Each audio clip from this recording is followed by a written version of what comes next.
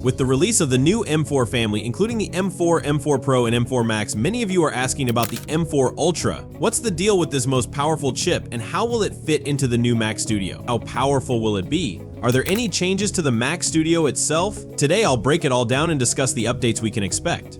Let's start with a quick history of the Mac Studio. It was first introduced in spring 2022 as the most powerful Mac at the time. It launched with the M1 Max and the M1 Ultra chips. The M1 Ultra was essentially two M1 Max chips fused. This design offered almost double the performance of the M1 Max, though with some trade-offs. Still, it was a groundbreaking step for Apple. The Mac Studio was a new design, about 2.5 times the size of the original Mac Mini. It had excellent cooling and a wide range of ports on the back and front, including an SD card slot.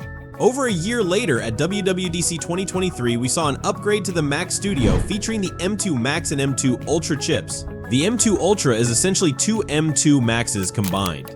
The Mac Pro was also introduced with the M2 Ultra, but we'll focus on the Mac Studio. In terms of design and ports, nothing changed, only the chip was upgraded, making it incredibly powerful at the time. Fast forward to 2024, and we now have the M4, M4 Pro, and M4 Max. Even the M2 Pro with the highest CPU specs is more powerful than the M2 Ultra in terms of CPU performance. The M4 Max now outperforms the M2 Ultra. A lot of you are wondering what the new M4 Ultra will be capable of in terms of CPU speeds. We can make an estimate based on the number of cores in the M4 Max. To quickly recap, when the M2 Max was released, it had 4 efficiency cores and 8 performance cores, totaling 16 cores. Then, when the M2 Ultra came out, it doubled the number of cores with 8 efficiency cores and 16 performance cores, effectively combining 2 M2 Max chips. What's interesting about the M4 Max is that it still has 4 efficiency cores, but now it has 12 performance cores. The M4 Ultra, however, takes it even further, featuring 8 efficiency cores and 24 performance cores, making it a true powerhouse. This shows the estimated speeds based on those configurations. The M2 Max had a single core score of 2,803 and a multi-core score of 14,854. The M2 Ultra had a single core score of 2,832 and a multi-core score of 21,497. In comparison, the M4 Max, with its 4 efficiency cores and 12 performance cores, boasts a single core score of 4,060 and a multi-core score of 26,675. If we do the same math with the extra performance cores and keep the efficiency cores the same, the M4 Ultra could have a single core score of about 4,100 and a multi-core performance of around 40,022.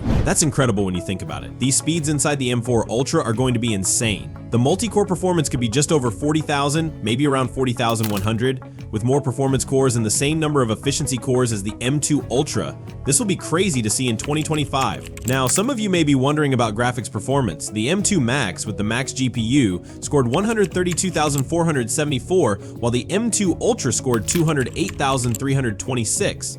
The M4 Max with its 40-core GPU scores 197,750, a little behind the M2 Ultra. However, the M4 Ultra could score around 336,266, possibly even higher.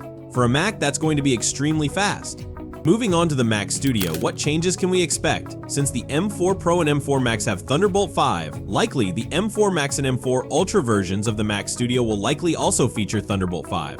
However, the rear ports on the M4 Max will likely have Thunderbolt 5, while the front ports may still be USB Type-C. The M4 Ultra version, though, will likely have Thunderbolt 5 on all 5 USB-C ports, just like the M2 Ultra.